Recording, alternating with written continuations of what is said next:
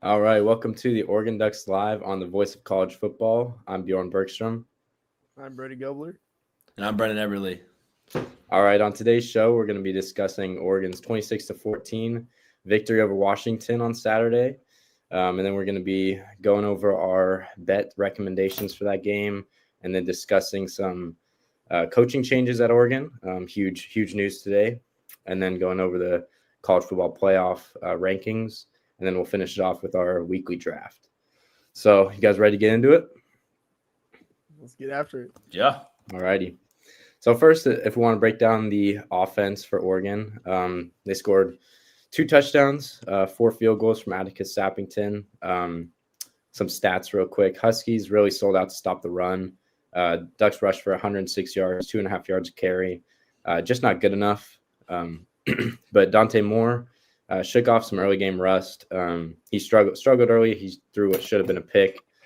Finished 20 of 29, 286 yards and a touchdown. Also ran in for a score. Will Stein had him read optioning the end because the ends were crashing. Brody, what did you see from Dante?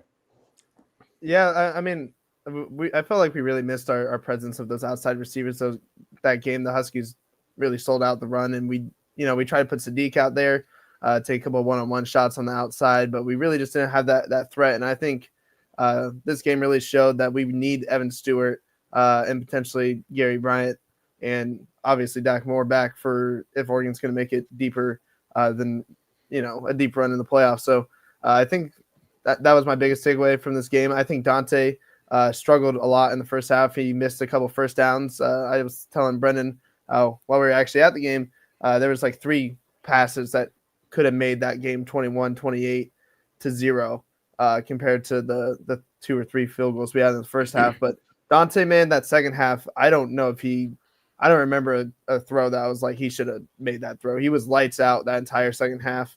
And I feel like Stein called one of his best games with his top pass catchers out. And, like you said, getting Dante involved with the run game, the read option, like that speed option on 4th and 1, that was one of the best play calls of the year, honestly, because, we showed that Penn State getting Dante 4th and 1, need to have it yard. And they thought it was going to be similar, and then we just pitched it out to Whittington. So, I really loved what I saw from Stein, and we'll get into it later, but I'm sad he's leaving. But it's a sign of a successful program, so you got to take it. Yeah, you alluded to the pass catchers. I was just about to get to it. Malik Benson had arguably his best game as a Duck. 5 catches, 102 yards, and a touchdown. That touchdown was a game-sealing 64-yard across the middle, broke away, and scored. That was one of the best plays I think the Ducks have had this season, one of the most monumental because it really put the game away. And then Jeremiah McClellan, 3 catches for 78 yards. He had a deep ball up the right sideline as well. Jamari Johnson continues to show out as the backup tight end. I think he's basically de facto starter at this point because they love their 12 personnel. He had 3 for 60. And Huskies bottled up Sadiq. He only had 4 catches for 11 yards. But, I mean, in my opinion, the pass catching weapons, it works against Washington. These guys can step up. But obviously, as Brody said, they're going to need them in the long run if they're making a national championship push.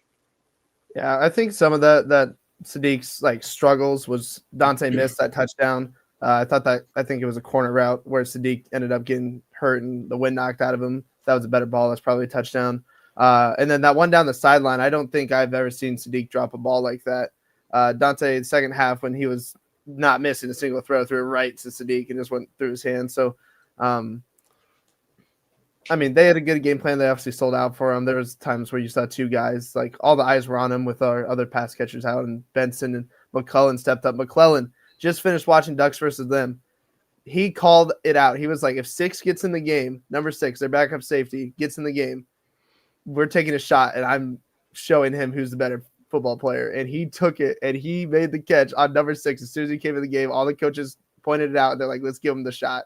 And he showed him who was a better football player, poverty program like UW. But, yeah, way to step up from the boys. Yeah. Yeah, Brendan, what do you see from that play? What did it mean for Benson? I mean, transfer coming in, and he stepped up and made a lot of plays. I mean, last game punt return, this game sealing touchdown. I mean, honestly, I think Malik Benson has played himself into getting drafted. I mean, there was kind of some concern about his drop ability and his ability to catch the ball. He had the athleticism; he's had that for a while. But man, he's really showed out the last few days. He's really shown off the speed, the ability to break tackles, and just to be clutch. I mean, man, he's been clutch the last few games. I mean, since Iowa, since we've had our guys injured, he's been the guy, and he's stepped up every time. I mean, when we look at this last game, kind of to summarize what happened was Will Stein called a phenomenal game. And the first half, Dante missed a lot of throws that should have been made. Second half, the offense was not helping him out. Quite a few drops, just stuff that can't happen, stuff that needs to be cleaned up if we want to have a good run. And so outside of that, though, I thought our offense looked good. I mean, you touched on Jamari Johnson. He's been playing phenomenal. Like, next year, he's going to be an animal at Oregon. He might play himself into a top 3-round draft pick as a tight end as well. So yeah. We'll see how it goes, but it was exciting to see. Yeah, and Atticus Sappington, I mean, once again, bailed him out. 4 for 4, 51-yard career long. He was hype after that one. He was hype in the press conference too. He's been a real asset for them since the Iowa game. I mean, he showed out against Iowa, showed that he had the guts to go in there and hit a game winner.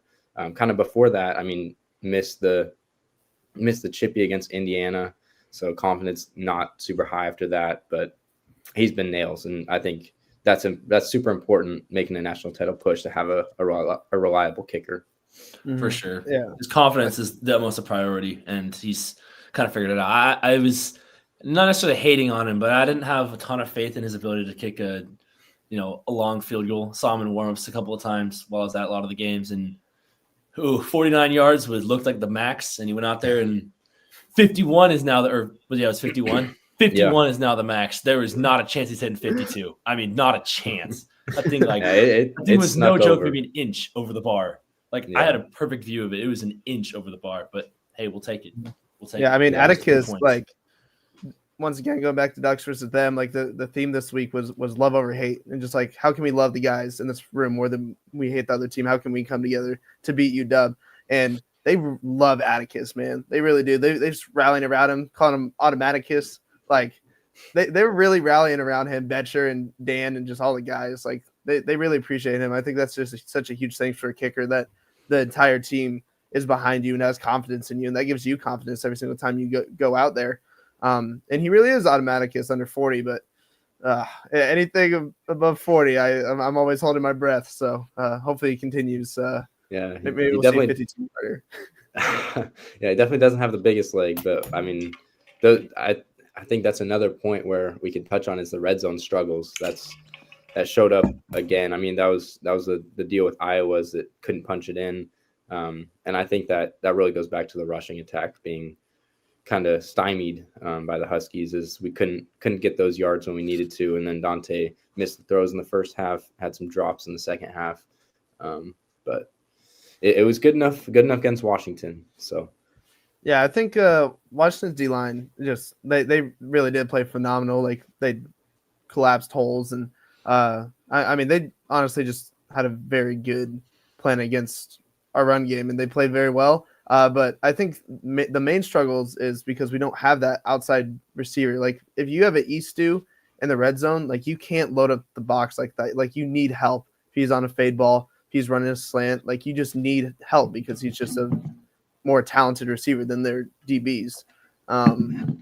So, I mean, if we're going to make a run in the playoffs, I already said it, but we need Eastu back if we want to win a national championship and be a true contender. And we have time now. We're missed the Big Ten championship, unfortunately.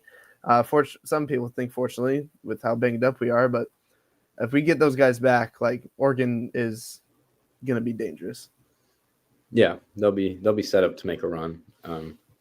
I think it's clear that they need those guys back. Defense, transitioning to that, they really dominated. They pressured Damon Williams over 20 times. We highlighted how dynamic he was heading into this game. He's very slippery. Betcher had a couple would-be sacks that Williams just slipped out of. A couple other guys too. And the run game wasn't up to par this game. 154 yards for the Huskies. Backup running back Adam Muhammad. He had some burst in the open field. He had over 100. They ran for just under 5 yards a carry as a team. Brody, what'd you see from that? How'd that happen? That's not something that happens a whole lot.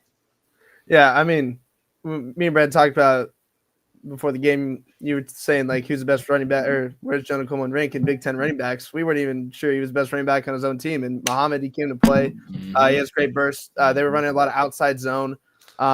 Just those zone schemes are like when you have an inferior offensive line, like those are really the ones you have to look towards because it's more matchup based and read based, and you can actually have success against more talented defensive lines when you're running a zone based offense, and especially with the Mons, like having an extra guy in the box accounted for in your run game, that just stretches the defense so much. I'm not sure if we'll see that very much in the playoffs as far as like the top tier contenders. So honestly, I'm not very worried about our rush defense. I think we were mainly focused on stopping Damon Williams, as talked about, versus Duxbury, and them, like when they get under center, the boot is our first priority. Like when they're in shotgun and they're running the ball, we are staying with Demond and the Caucasian Collision Unit. Shout out the boys, Betcher and Thieneman. They're a big part of the game plan. So that Tampa 2 have Thieneman in that lurker role, and him and Betcher were there for Demond most of the game, and that was their number one priority: is stopping the boot, stopping the read options. And if Muhammad gets a little extra burst, I mean, it's just good scheming, and that's what we had to live with. Like we wanted to limit the shots, so we were in too high, which is hard to stop the run in already. And we were focused on stopping the quarterback run. So that's what you have to give up if you're focused on taking those two other things away.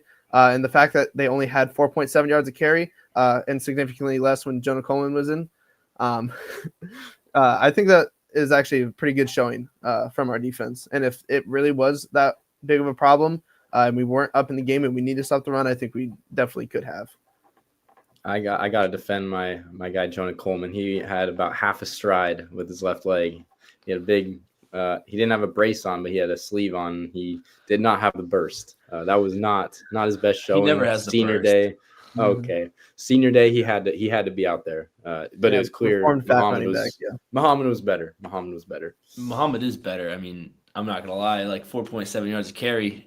Jonah Coleman really weighed that down for the team average. I bet you that number was probably a little bit higher. But I mean, honestly, what Brady said though was kind of bang on. I think something else that we could have touched on is if our offense was a little bit more effective in the red zone, we didn't have as many struggles early on in the game, they would not have been able to run the ball as much, which would have really made them a lot more of a one-dimensional team. And that's when we could have gone into more of a blowout range, just because we were so focused on stopping Demond that at that point we were willing to give up the run or sacrifice some of the yardage, which if we were up by a little bit more, they could have been in some serious trouble. We could have really tacked on another couple stops, another couple touchdowns, but yeah, worked out. Yeah, Brody, you talked about the two high safeties. Flowers and Thieneman really showed out. They had 12 tackles between them. Thieneman obviously had that pick late in the fourth quarter to put the game away.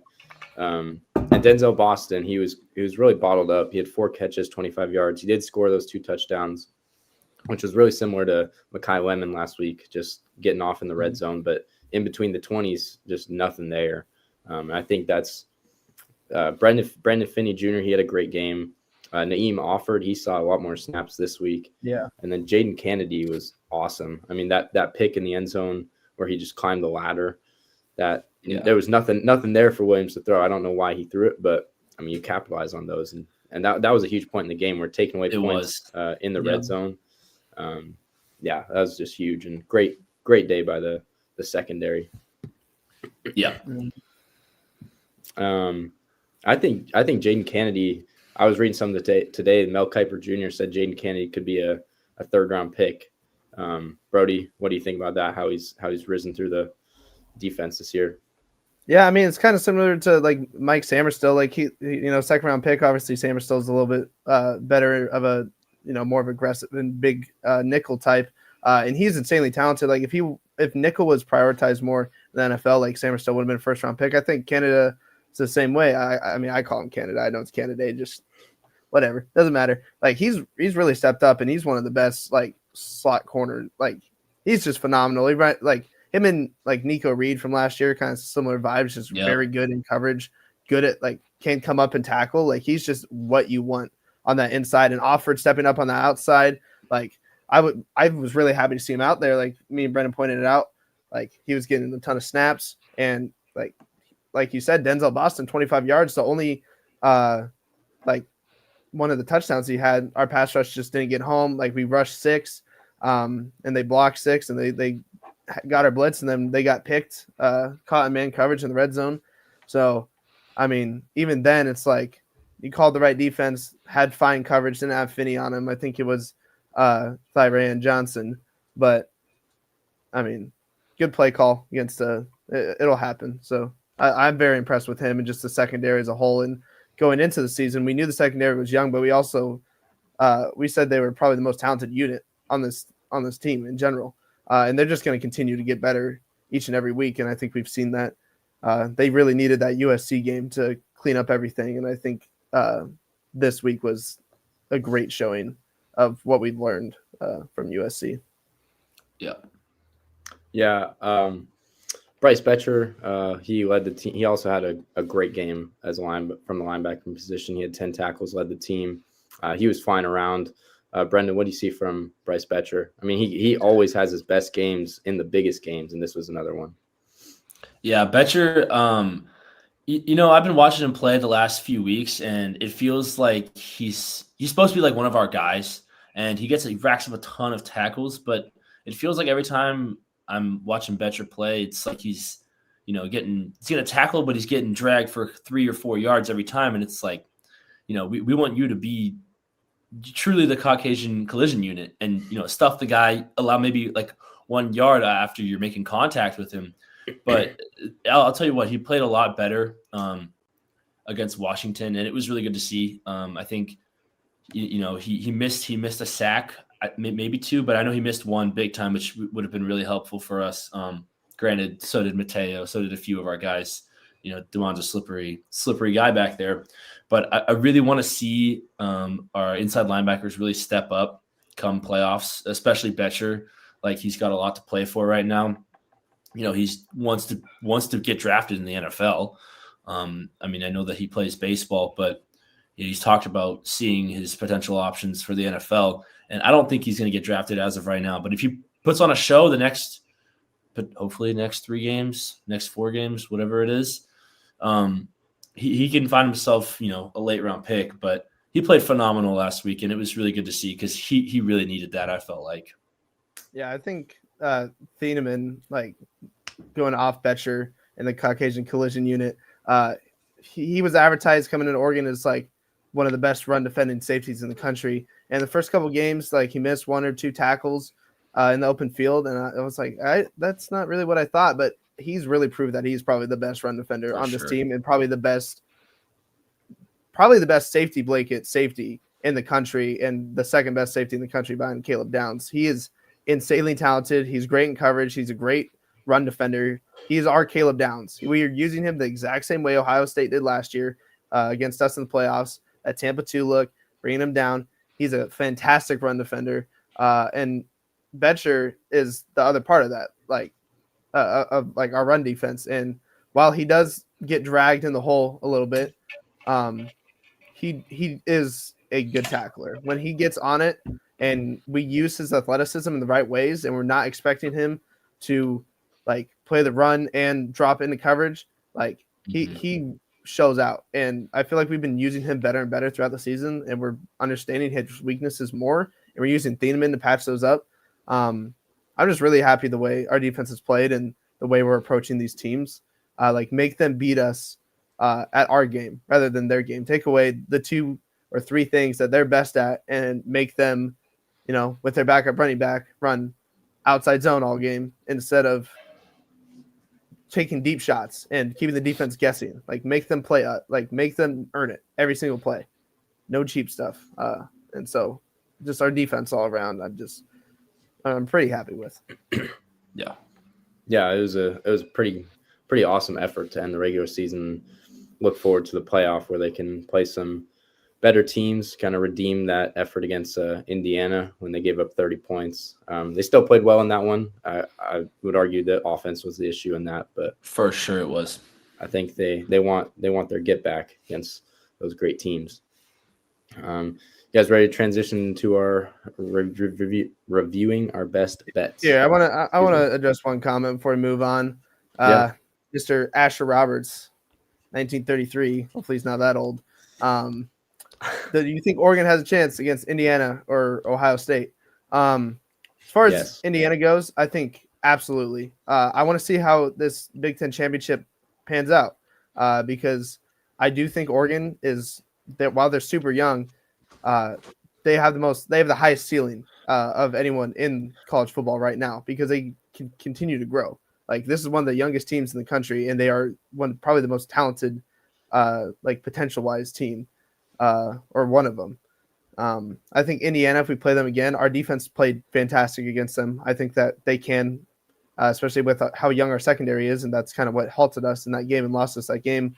If our secondary just continues to improve, I think we absolutely have a chance against Indiana, and our offense just continuing to evolve, being based more around the run game, and Dante just continually getting better each and every week, potentially getting some of our receivers back. I think if we play Indiana again, we would be slightly favored in that game, maybe a pick 'em, but I would like our chances against Indiana. Ohio State, I really want to see how they perform against top level competition rather than Illinois or Michigan. Well, because while those two teams have talented players, they're just not in the same level as these other teams. So I want to see how they play against Indiana before I'm like Ohio State's unbeatable, but I think if anyone has a chance, it is a Big Ten team. Yeah, I mean, I think Oregon is a little bit more well-designed to defeat those kind of teams. And I mean, honestly, I would say Indiana's proven a little bit more than Ohio State has. Ohio State didn't play great against Michigan last week. And then granted, it's a rivalry game. It's, the game for a reason. But, you still want to see, Ohio State, almost assert their dominance. And it felt like they did, but not until, kind of late in the game. Sayin didn't play great. It took a while. Yeah. Yeah, it really did.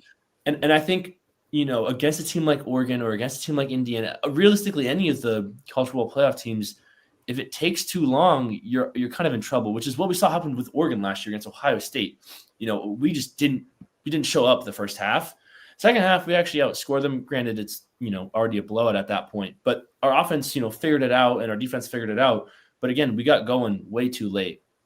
And I think Oregon hopefully getting the 5 seed, hopefully not the 4 seed, but the 5 seed will actually help them, stay ready for a team like Indiana or Ohio State, to where we've gotten ready. We don't have that extra time off. We're not hitting as hard in practice, but I mean, with how many injuries we've had, I'm sure we're hitting hard in practice. Mm-hmm. And I think the depth of this program is a reason why we can hit that hard in practice and why we are seeing a little injuries. People are stepping up each and every week. And I think we'll talk about it in a minute, but part of the reason why Stein is getting hired, I think these last 4 weeks, even without all these weapons, without our starting offensive lineman, 4th, 5th tackle in a huge game against USC, we're seeing Stein call his best games with limited talent. And I think the fact that Stein will be calling the offense still, even with the Kentucky job, having the two top 3 to 5 coordinators on each side of the ball in the country is a huge advantage for Oregon. I think they get better continually every single week. And as we get healthy, missing the Big Ten championship and having potential tune-up game against an ACC winner or, the group of 5 or potentially Tulane two or group North of 5. Texas.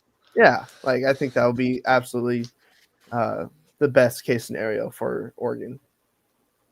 Yeah. To cap that question off, I think if Oregon has a chance against Indiana or Ohio State, I think obviously they have a chance. Oregon's the type of team that could beat anybody in the country. I think anybody in the top 5 or 6 teams could beat anybody in the country on any given day.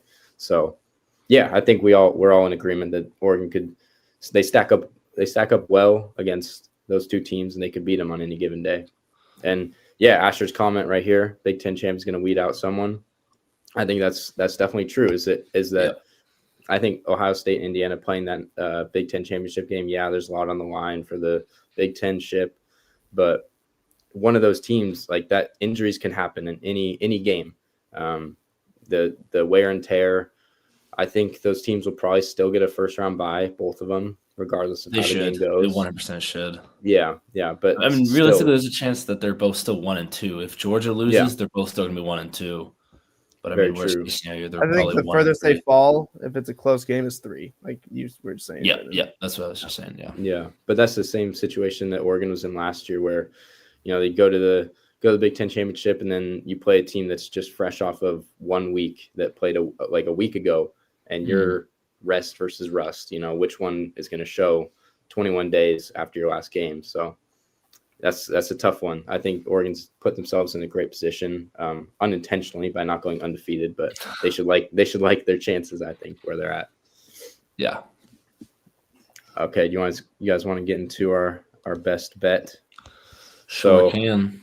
I'm 1-1. Brendan's 1-1, and Brody was 0-2 coming into this week. You can see there. So my bet was Oregon over 395 total yards. They finished with 392. Bad beat. That's a real bad beat. Yeah, it definitely is. That fourth down getting just stopped for a big loss. I mean, let's be honest here. Me and Bjorn we're both right on the cusp of being. I'm right on the cusp of being perfect. I'm about 4 yards away from being perfect, and Bjorn's about 3 yards away from being 2-1. But yeah. Oh well. I'm just now getting high to see the T1 go in. Yeah, Brady's finally on the board, which don't trust him with money. But true. What was your bet again? What was yours? It was Oregon minus 6.5, and I did say to ladder it, and I did ladder it, and I won a lot of money. So you guys can say what you want, but that was the first bet I actually bet on, and it hit. So that's all I'm saying. There you go. And then Brendan, mine was actually, I think the odds on it were like pretty high, like plus. I don't remember what it was like, maybe like plus 250. It definitely wasn't even. So. No, it was like plus 250, but it was Oregon to score in every quarter, which they did. I mean, we put up the touchdown in the fourth quarter, the field goals that clutched up in the third, and in the first, because we scored a touchdown in the second quarter. But yeah, solid week. Yeah, we're fighting. We got a couple more, hopefully 4 more games left that we can give those to, but coming down to the wire. All right, so some news today. Will Stein got hired by the Kentucky Wildcats for the head coaching job, replacing Mark Stoops, who was there for 13 years. They won 9 games the last 2 seasons combined. So he got fired, and Will Stein got hired. He's from Kentucky, grew up there, played for Louisville, so he knows the area. He said it was his dream job. He was quoted by saying that. What's your guys' takeaway with that? Brody, if you want to start. Yeah, I mean, I'm going to miss Stein a lot. There was a couple times during the season, you're going to get frustrated with your offensive coordinator, especially when he's, one of the top, probably 5, offensive minds in general in the sport right now, as far as college goes. And, he just was outthinking himself. But these last couple games, when it really mattered, you're down to your 4th and your 5th tackle, you're down to your second batch of wide receivers. He is shown why he deserves this job, and it's his dream job, and I'm so happy for him. He has an absolute gauntlet of a schedule next year, if you've seen it. But I think he understands how to build a program, how to motivate. When you're around Dan, I feel like that's just natural. And I think he will find success at Kentucky as long as they give him the resources to do so. I think he's a great coach, great offensive mind. He'll know how to build a program. Just being by Dan for that extra year, because there was talks of him leaving last year. So I think it's a great job for him, and I'm excited to see what he does there, just like Dilly at ASU. Yeah, that's kind of who I was going to say. You kind of compare them.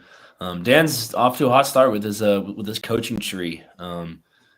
putting Will Stein out there and Kenny Dillingham in a matter of 3 years. To one to an SEC school, not a great one, but there's some history, some potential there, and then to ASU, which that's Dilly's alma mater. But no, I'm excited to see what Dilly does. I'm excited to see what he does first because he's staying with us to finish out the year. Hopefully, he doesn't steal any recruits from us, but I'm excited to see what he does. Hopefully, we can win a national championship and he can go out in style.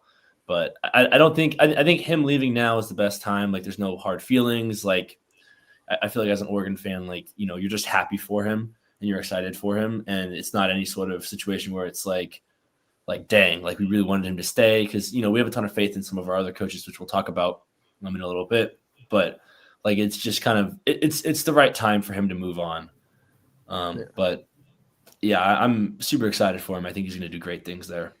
Yeah, I think Stein's like coaching style, I think we will see a good amount of like those second and third string guys that maybe aren't getting a lot of opportunities here end up transferring to Kentucky. Like, think maybe Noah Stead for sure. I think Noah Stead is almost a lock to go to Kentucky in my mind. Maybe even Makai Hughes.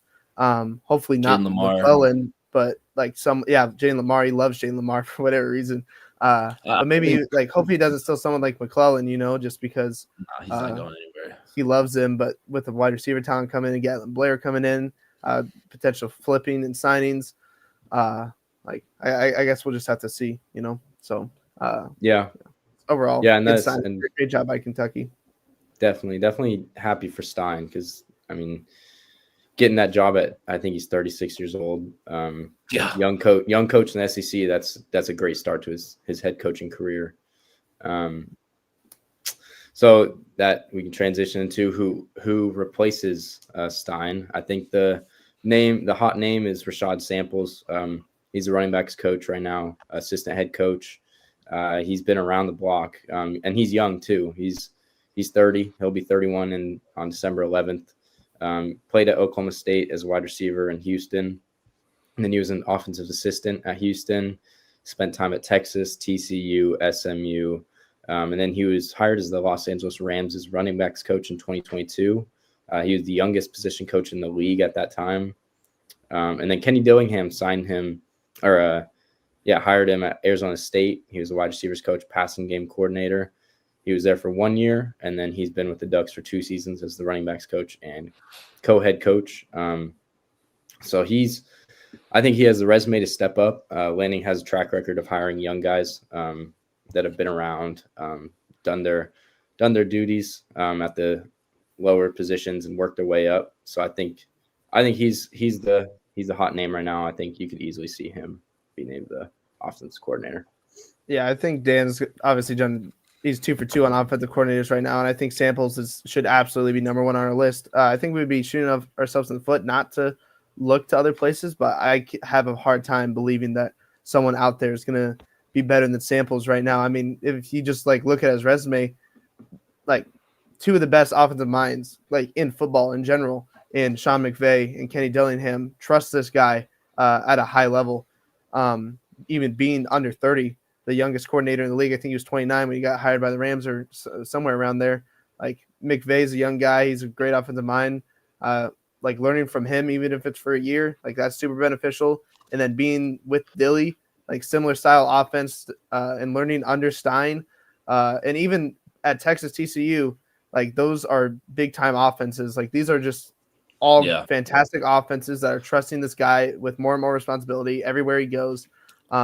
So he's absolutely my number 1 for offensive coordinator. We'll see how it pans out. Yeah, I mean, this is a good comment here because this is a good point. There are not many people that do not want Will Stein's job, and Brady was saying that it would be stupid not to look other places. But I think Samples is like, he's good. He's really good, and I'll tell you what, he's a phenomenal recruiter.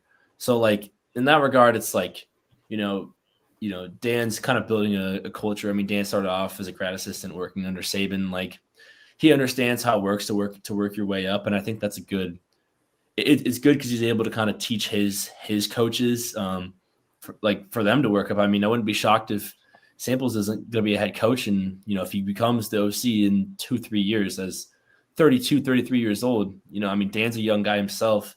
And so it kind of just feels like Dan is becoming one of the I guess the pioneers for, building a coaching tree. I mean, Saban was obviously, everybody knows about Saban's coaching tree, but it really starts to feel like Dan is, because I mean, even Kirby Smart doesn't really have, nobody talks about anyone's coaching tree besides Saban.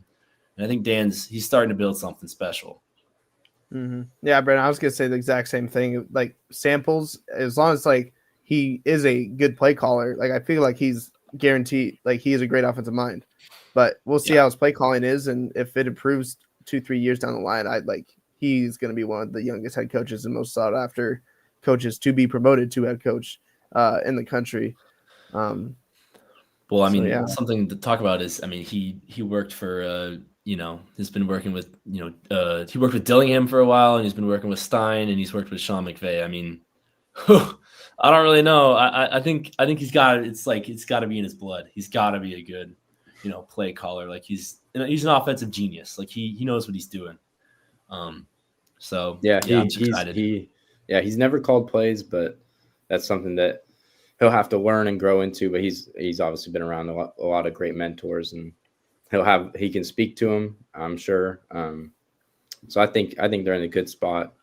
But yeah, like you guys said, they'd be dumb not to look elsewhere, do the due diligence of looking at the candidates that step up and put their name in the hat. So, but defensively, Tosh Lupoy, I don't think it's been officially. Hold on. Before we move on, I do want to just talk about this. I know that it's supposed to say Novosad. We did kind of touch on Novosad just briefly, since we're still on the offensive side of the ball. Yeah. I would agree with that comment. I don't think he'll ever start at Oregon. He was a signing day flip when Dante Moore was gone. We never really gave him a fair shot. So I think he should go to Kentucky. The SEC's good competition. Dude he can really make a name for himself over there, but I don't think Oregon is the right place for him. We've seen this with a few of our other high 4-star recruits, like a guy like Ty Thompson, Jay Butterfield, some like Robbie Ashford, some of these other guys who, they just need to go explore some other options, I think, if they want to further their career with football. I will also say, Brennan, I think Stein leaving is the nail in the coffin to Dante going to the draft. I don't think there's any chance he stays another year. His draft stock is at all-time high, projected top 3 pick at this point. I haven't seen him lower than 2 in the last 3 weeks. And losing one of the best offensive minds in college football right now. I honestly love Dante, and I really would love to have him back. But without Stein there, I don't think it makes much sense for his career. So I absolutely think Dante is 100% going to the draft after this season with Stein leaving. I would actually agree with that statement, because for some reason we've started to be on flip watch for a lot of 5 stars, which doesn't make a ton of sense, because it's where's all this money now coming from? And I think that's where it's coming from. I think it's coming from Dante leaving. But there's going to be some portal guys that we'll have to talk about in the offseason who will be interested in. Dylan Raiola is a guy. He's going to hit the portal. JKS. Yep. Yeah. And even Levitt. I think that could be a potential. For sure. Leaving ASU. I think Oregon will have to go to the portal. JKS is my number one personally.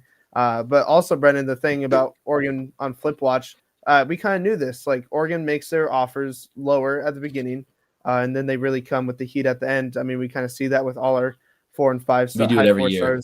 5 stars. They're committing right now. They're shutting down their commitment with National Signing Day coming up any day now. Would not surprise me if 1 or 2 5 stars flip to Oregon, or at least high 4 stars flip to Oregon these next couple of days. Yeah, getting JKS would be huge. I personally don't think Sam Levitt would fit with the Oregon culture. I played against him in high school football.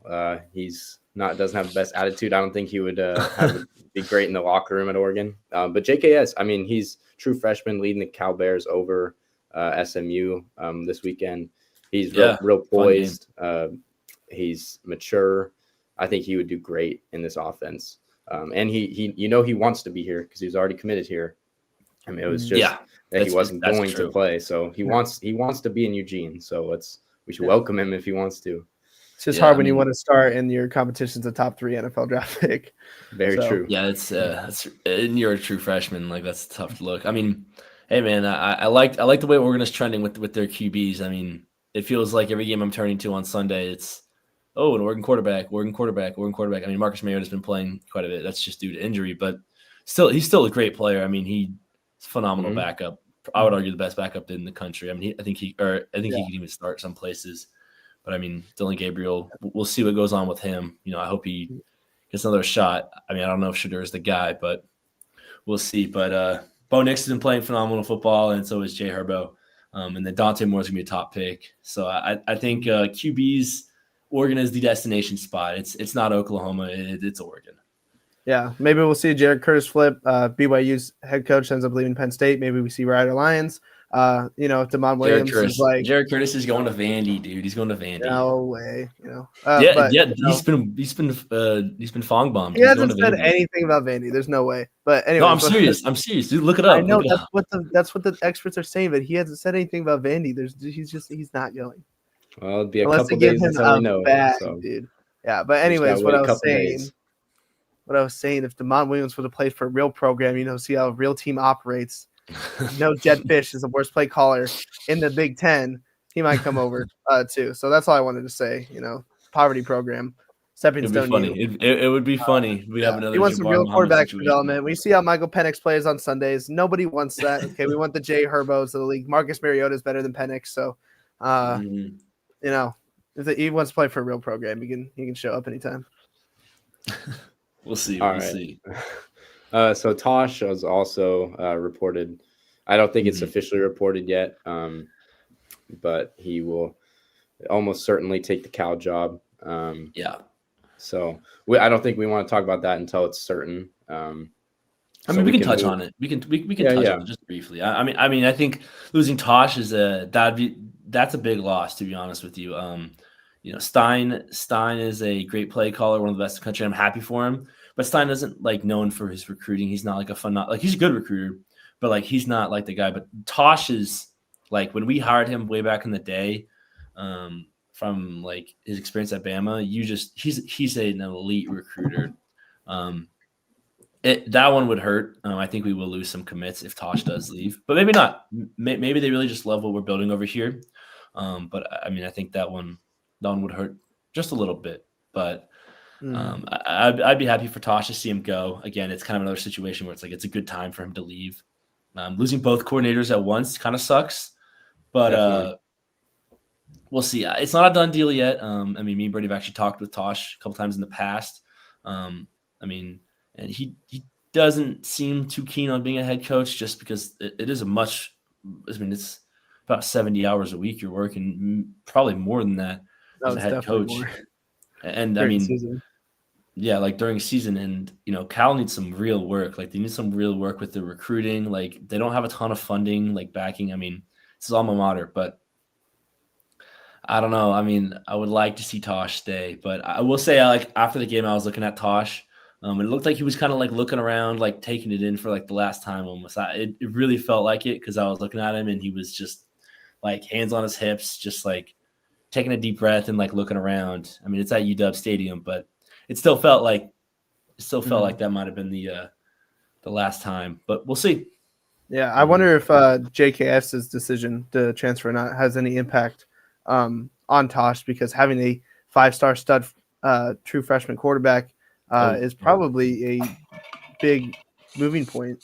I do think Tosh will see more success in year one because of his ability to recruit, hit the transfer portal hard, than Stein, because Cal is in a poverty conference, and I was going to say he's in a gauntlet schedule. I don't people are saying prime Nick Saban's getting 3 wins max with that roster and that schedule right now. So I think Stein's got 2 or at least a 3-year rebuild. I think Tosh could turn around in year 2 or 3 as long as Cal actually commits to football and athletics. But Cal I feel like that's the only thing that's holding him back. So, I would say JKS and the commitment Cal has to being a winning football team are probably his 2 things that are holding back that announcement as of right now. But it would be very good for him. Alma mater. makes sense. Yeah, it definitely does make sense. You guys ready to transition into the CFP? Absolutely. So Texas A&M, obviously, they took a tough loss to Texas. They were 11-0 going into that. Now they're 11-1. So there's the conversation of, obviously, Georgia moves up a spot from 4-3. Texas Tech, I think the committee is showing a lot of loyalty to them. I think you could see them move up from 5-4, whether I agree with that or not. It's not up to me. It's not up to us. Oregon is right behind them. I think it's a conversation of Oregon or Texas Tech. But I think Oregon will be 5, Texas Tech will be 6. Yeah. And then, I mean, that just puts a lot of implications on the conference championship games, SEC championship especially. So, I mean, there's still so much to be figured out. I don't think these rankings, you can put a ton into these rankings. Just how the committee feels about them is what you can take out of it, but there's still so many dominoes to fall. Yeah, I mean, realistically, in theory, if we're looking at a Georgia loss, a Texas Tech loss, and then a Ohio State loss, you could very easily see Oregon climb all the way up to 2, which would be kind of unbelievable. But it is very much that's a 100% a real world scenario, because BYU, they have to win to get in, so they're going to be throwing everything at them. Yeah. I mean, I think there's also where even Texas Tech wins by like maybe a field goal or something, and Indiana maybe dominates Ohio State and but wins by like 2 or 3 touchdowns. And there's a world where Oregon jumps Texas Tech, and I think that's what they should do if that's the case. But I mean, again, I don't know if they will do it. But I don't really want to be climbing into the top 4 unless we're the number 2 seed. That's about it. Yeah, I mean, that begs the question, like, do you want the first round bye, or do you want the 5 seed against group of 5 or the 6 seed against the ACC?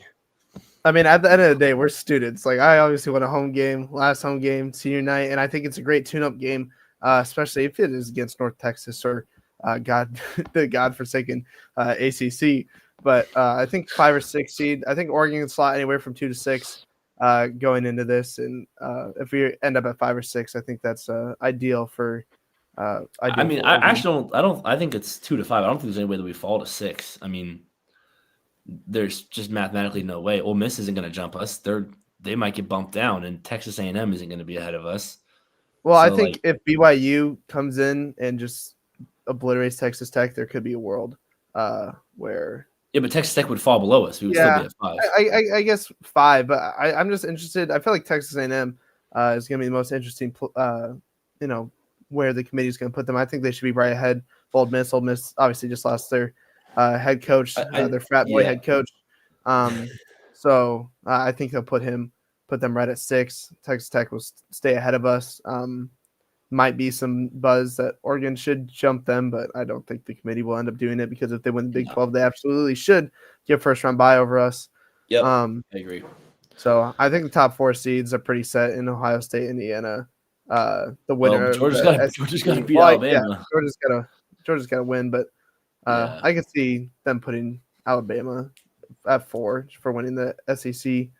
Which I think that would be just a joke. I mean, it would be, but I could see it. You look at a struggling Alabama team who has really struggled the last few weeks, and if they go in there and win the SEC championship at 10-2, you're gonna put them ahead of a bunch of 1-loss teams. That's just not right. That's just a joke.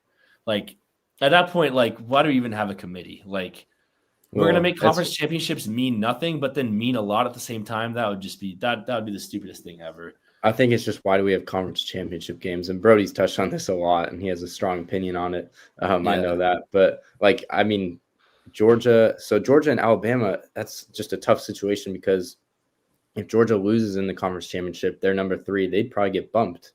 But if they weren't even in the conference championship and win 11-1, like Ole Miss or Texas A&M, they just lost the tiebreaker, and they were number 3 or number 4, like, they wouldn't get bumped, because they wouldn't have that extra game to possibly lose.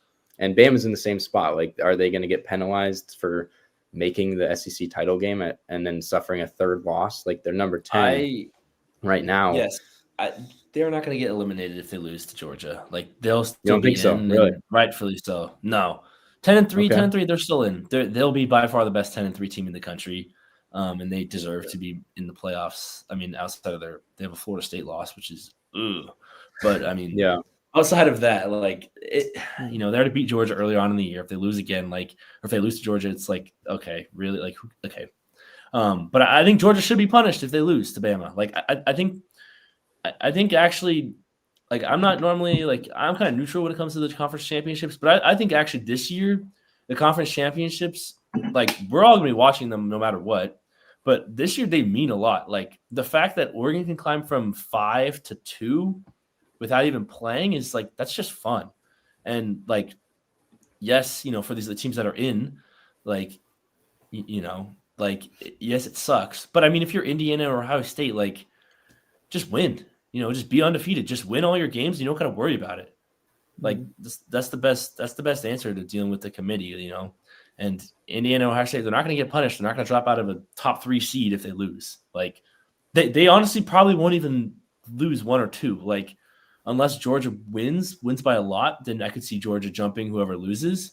Probably not Indiana if Indiana loses, but I could see them jumping Ohio State if Ohio State loses. But yeah, I mean, I also think Indiana will win, but which actually this person also would agree. Yeah. I have a question for you guys. If BYU wins, say by 3 against Texas Tech, Alabama loses, does that bump Notre Dame out of the playoffs completely? Yes. Is Notre Dame the biggest? Like they? No, I think it does. They should get punished for not. Who's out over them? Is Oklahoma out? Like, no, you can't bump Oklahoma out because they beat Bama. Like, but Bama, are you going to punish Bama for playing an extra game when they would be in? No, they're not going to punish Bama in this instance. But the committee has shown last year with SMU. The committee has shown that Notre Dame's like they've been ahead of Bama every week. So why would they?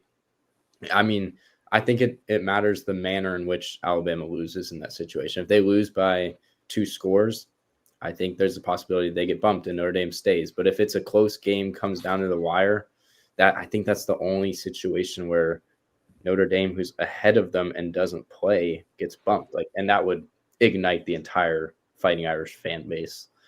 Rightfully so, I think. So in both situations. I think Crimson Tide fans and Fighting Irish fans would be both outraged, and I think the committee is definitely hoping that BYU doesn't beat Texas Tech because that's the case. Absolutely, that's the only reason that BYU is not ranked with the rest of the 11-1 teams is because they're betting on the fact that Texas Tech is going to beat them again, and they don't have to be like, oh, we can't punish them for losing the conference championship game. That is the only reason. BYU is getting absolutely freaking hosed right now by the committee. But they're 14.5-point dogs. Like, they're not a good team. Let's be honest. I completely agree, but that's the reason. I think the top 15 teams in the country are going to whoop up on BYU. Like, they have a young quarterback who wears number 47, and he is not very good. What are we talking about? He's terrible. Like, against a good team, he's just going to struggle. We saw it against He's Texas basically Tech. He's a running back, basically, at this point in his career. I'm not saying it's deserved. Like, their ranking's probably correct, but if you're like comparing resumes, technically they probably should be 8 right now. And the only reason that they are at 11 over 8 is because the committee thinks that they're going to lose and they don't want to be like punish them for conference championships. But if BYU wins and Bama loses, I think Notre Dame and BYU flop 9 and 11, and I think BYU is in and Notre Dame is out. Even though Notre Dame would probably beat Ole Miss, beat Oklahoma, beat BYU, beat Alabama. Probably even beat Texas Tech, probably compete with Georgia, definitely beat A&M. I think they'd beat all those teams, and they might be on the outside looking in because what are they supposed to do? The thing is like that's Notre Dame's own fault. They're not in a conference. They don't put themselves in a situation to where they're playing other conference teams.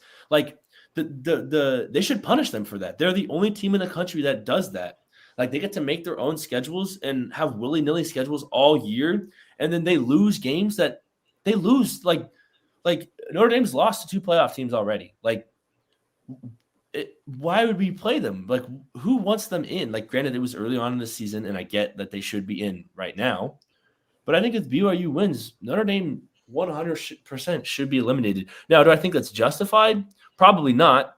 But it's the committee's way of saying, like, hey, play some real opponents here, like, or just join a conference, like, like figure it out. Like, why does Notre Dame have to be so special? And it's a little unfair, which is crazy because normally it's SEC bias, but I feel like in this instance it's just Notre Dame bias for no reason. Like, they have a freshman quarterback. Like, do we really think that CJ Carr's going to go in there and win the whole thing? Like, I mean, we saw what they did last year. Last year they had a cupcake run, and then they got waxed. Like,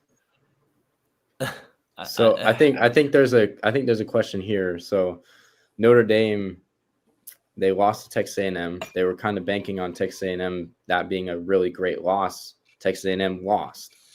Does the committee bump Alabama over Notre Dame in this in the rankings that come out tomorrow? You guys think? Is there a chance of that? I mean, I already thought Alabama should be ahead of them. They have a way better win than anything Notre Dame has. They beat Georgia it was in Athens. Like, there was not a better win in the country right now than that win. Indiana beating Oregon at Autzen Stadium is by far the best win in the country. Okay, but if you're actually Georgia looking has at the lost rankings, at home recently. Georgia's ranked Oregon number 3, and they're in the SEC championship, and we're not. So, I'm trying to be completely unbiased. It's probably the best. It's probably the best win in the country. Indiana has a second. I think that they should be ahead. I think Notre Dame is I think they're a top 5 team in the country, honestly. But I just don't know if they deserve the playoff spot, which is crazy. I think if we're saying best teams, they absolutely should be in. But I am a big advocate. They lost to Miami. They have the same record. Like, Miami has 2 common opponents now in Pitt and I'm forgetting the other one, but 2 common opponents that they beat by more than Notre Dame beat them. Mm-hmm. And you're going to say that they're a worse football team? They're 2 losses. Everyone's like, oh, they're bad losses. It's 8-4 and 9-3. Those are the 2 losses. They lost to a ranked team and an 8-4 Louisville team. Like, bad losses. They are looking not terrible anymore. I hate Miami more than any team in the country. But if I was a Miami fan, I would be absolutely fuming at the fact that Notre Dame is ahead of me, even though I think that Notre Dame is a better football team. If you're comparing resumes, which is what it's supposed to be, they should not be in the playoff. Well said. Okay, but also, I think we got to move on. We got to. We'll have a lot to talk about next pod. When they come out, we'll have a lot more to talk about. Okay. I'm gonna get one last thing in. Okay. If you're Miami and you're a Miami fan, then you're pissed because you're on the outside looking in. If you win your games, you don't got to worry about it. Beat the bad teams. Win your ACC games. Like, they're not gonna punish you. But yeah. Anyways, I'd agree with that. All right, we can move on to our draft. So one of the themes of Oregon's game against Washington was getting pressure on Damon Williams, getting past the Huskies O-line. Didn't quite – they sacked him 4 times, but he's very slippery. So we're going to be drafting the best pass rushers in Ducks history. Who wants to go first? Anybody? Well, who hasn't gone first yet? Because I've gone first. I think Bjorn's gone first. So I think it's got to be Brendan. So me. All right, Brendan. Best pass rushers in Ducks history. Are we doing 2 talking about like at Oregon? 2. We'll each pick 2. So we're saying at Oregon. At Oregon. Right? Yeah. I mean, I think the obvious choice is got to be like Kayvon Thibodeau. Like, he was one of our highest ranked draft guys. So I'm gonna take Tibbs. Okay. Bro, do you want second pick or you want me to go? I'll go third. I'm fine with that. Okay. I'll go with I'm thinking Mateo's been off this year. If it was at the end of last season and we're looking at that perspective, I think I would take Mateo. But he has not been defense has been attacking or putting a lot of attention on him. I'm going to go with DeForest Buckner. He's got the power. He's big. Yeah. He may not collect all the sacks, but he's going to create a lot of opportunities for other guys on the interior of the defensive line. So going with DeForest Buckner here. All right. Well, I don't know how he's still on the board. I will say I'm taking our all-time leading in career sacks and single season sacks in Nick Reed. He has the most sacks in a season in Oregon history, and he leads the Ducks in career sacks too. So I'm going Nick Reed with my first pick, and with my second pick, I'm gonna go with the former third overall pick to Miami. This dude was unblockable in college. It's got to be Deion Jordan. So I'm going the all-time leading sack leader and the most unblockable, versatile defensive end we've had in Deion Jordan. So y'all suck. No, that's fair. That's fair. All right, so it's me. I'm gonna follow with my defensive tackle theme. I'm going with Haloti Ngata. Dang it! I was just thinking about taking him. Yeah, he's another super powerful guy. May not get all the sacks, but he's going to create opportunities for others. So, Haloti Ngata and DeForest Buckner. I don't think you can go wrong with having those two guys next to each other. Well, I mean, when you think of like sacks, you're thinking of edge rushers. Give me 1 second here. I'm doing a little bit of quick research here. Because I think Mateo's still on the board. Jordan Burch had 8.5 sacks. Jordan Burch is still on the board. Hold on, I'm looking. There's somebody I just want to take one look at his numbers. Because am I doing back-to-back picks here? No, you just got one left for the draft. Yeah, just one left. Yep. I mean, Mateo is he's a good edge. Okay, I'm gonna take Mateo because he's a legend. Right. He'll be a top pick. I mean, Kayvon Thibodeau and Mateo Ugalele. I'm sorry, you're not stopping those edge rushers in college. Like, you can't double either of them. That's just a guaranteed sack. But somebody that I want to give a shout out to is my glorious king, Brandon Dorless, who's a phenomenal player at Oregon. Eric Armstead, another guy who is a beast. Mm-hmm. They got snubbed. Tough. I think Tatum Tuioti this year too he's been arguably better than Mateo. He doesn't receive the same attention, but he's really shown out and stepped up in his starting role. So, all right, you guys, all good? Ready to wrap it up? I mean, yeah, we can see. I don't know if Sam Amato is still in the chat, but the answer to that question is nobody knows. Nobody knows. Yeah, nobody. Back. There's almost a month until next game, so hopefully that provides some time to get back. But Dan keeps his lips locked about when they're going to come back, what their recovery timeline is. You would think Evan Stewart would be back in about a month because it's like we're looking at one of the top athletic facilities in the country. It even over in the NFL. Especially with really good medicine training, and you would think that he wouldn't take the average human being time to recover from this injury, but we'll see. And then Dak Moore, nobody knows what his injury was. Heard a little bit buzz that it was a torn meniscus, and apparently he's been seen out in pads a couple of times at practice, and who knows? I mean, he's been listed as questionable, so I feel a little bit more confident with him. Same with Gary Bryant, but yeah. Hopefully we have all three of those guys back for our playoff game, and then there's no stopping us because I mean gosh, Gary Bryant is our fourth receiver, McClellan as our fifth receiver.